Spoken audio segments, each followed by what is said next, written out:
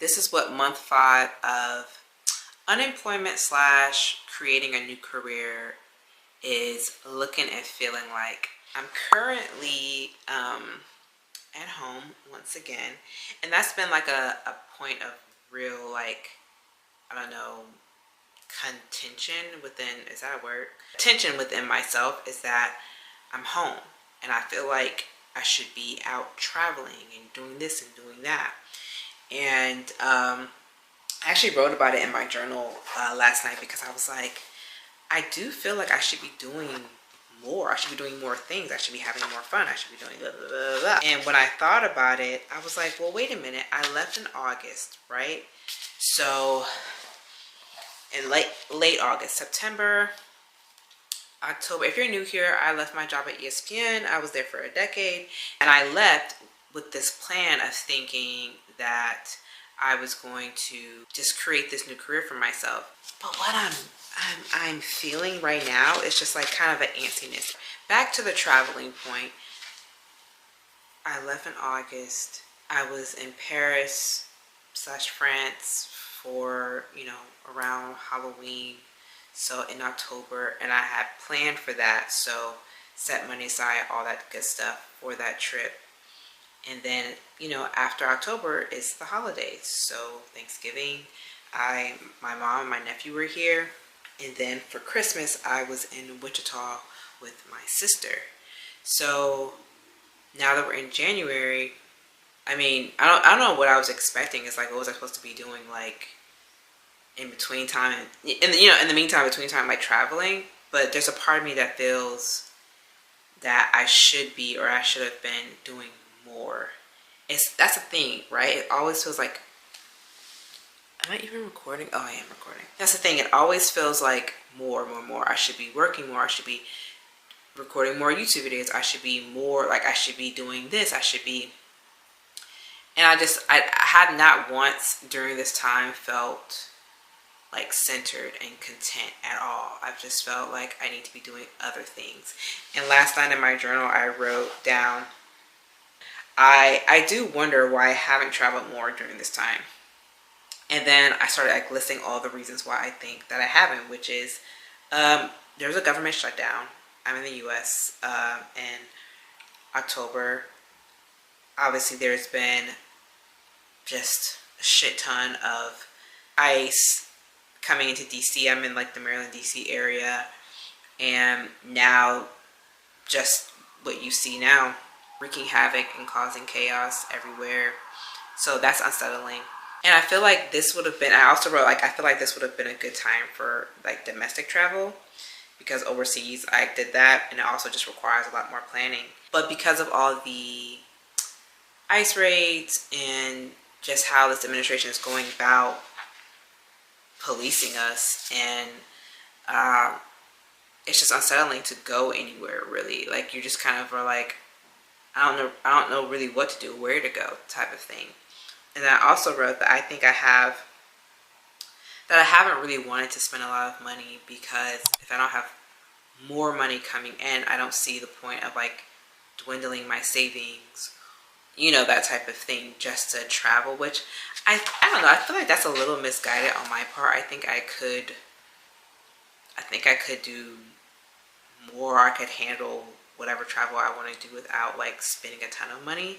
I think France kind of scared me because I did spend a lot of money, but I also anticipated that. So after that, I think I was like, oh, okay, I can't really do whatever I need to do. January comes around, more bullshit from the orange man in office, and more bullshit from the military he has created himself. And I think that when I think about it, it's hard for me to concentrate on things that I think are trivial, which again, I think is misguided, because I think at times like this, you have to have a balance. You can't just spend all your time thinking about how you can, which is great, and I have links that are going to be in my description box of ways you can help, or places you can donate. But spending too much time in the trenches, even job hunting in the trenches, it's just not good. You have to have a balance no matter what, if you can, if you're able to. In other news, I applied for my first job yesterday, and it took me 5 hours, but only because they just required, like, they basically had you like watch something and then give a review and tell you, tell them how you would help and record a loom and all this other stuff. So once I saw it had been up for like 2 weeks. So I was like, should I even apply to this? But it had the, like, actively reviewing, like they have on LinkedIn, actively reviewing applications. And I was like, okay, all right, whatever, like, I might as well do it. And it was something that I think was like just fitting my skill set, which is in producing and segment producing, so coming up with content and curating, that type of thing. So I did that. I surprised myself. Like, I was up for it. Like, I was like, all right, I'm gonna do this. Like, I'm gonna apply for this. I put on some makeup, watched, it was a podcast that they were like interviewing for, which I was already familiar with the podcast, so it didn't take much time. And yeah, I was proud of myself because I think I had been feeling kind of like, all right, you should be applying to something come January. And I know I'm developing this career for myself. I know I'm more into freelancing, or I'm in the ID.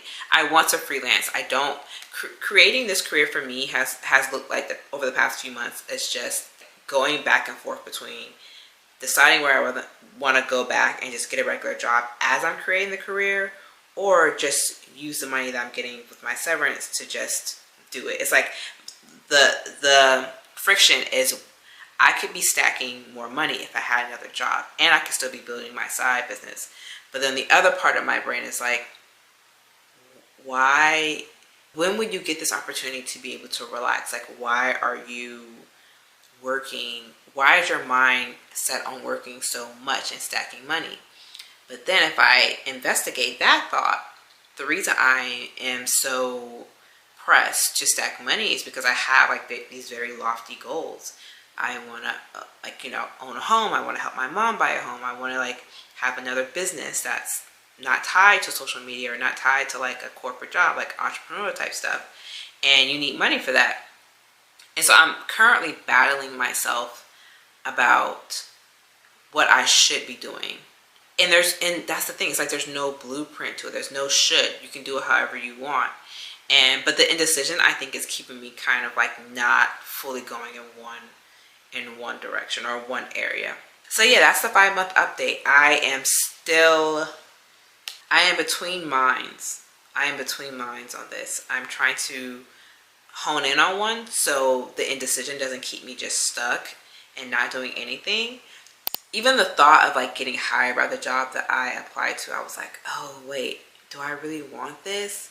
And it's like, yes and no, I do want the job. Obviously I want to make more money, but, and also not to mention there are so many other things like kind of percolating under the surface that could rise to the top at any moment. I'm being vague because they're just like other job opportunities basically that people keep reaching out to me for, but like nothing is like materializing. So I think I'm also kind of waiting for those things to kind of like actually happen, and they're not, like, nothing's really happening. So now I'm starting to get antsy because it's January and I told myself I would look for jobs come January, and now it's like the end and it's going into February, and I just don't want to ever feel like at the end of this like, oh my god, you had this opportunity to stack all this money and you didn't do it.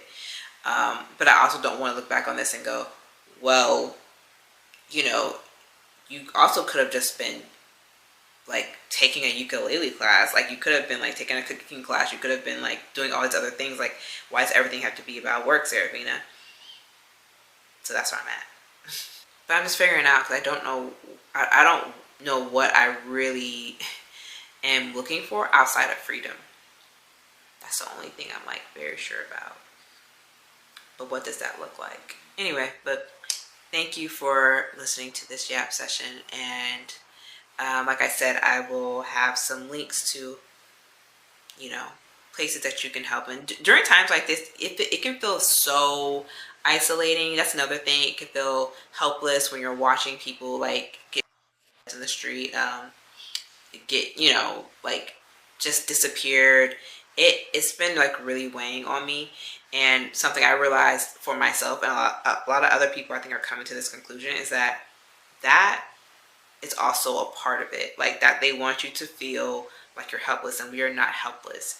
And if you can do anything, if you can donate, if you can, volunteer, whatever, your time helping deliver food to people who can't leave their homes, all of that type of stuff is helpful, and it helps you understand and not feel so helpless. We don't want to fall into despair during times like this. So I love getting resources. So I'm going to leave some in the description box because I love when people do that and I'm able to feel like I am offering something out there in the universe, not just yapping, but I can actually like help. It makes all the difference. So thank you for watching, and I'll talk to y'all later.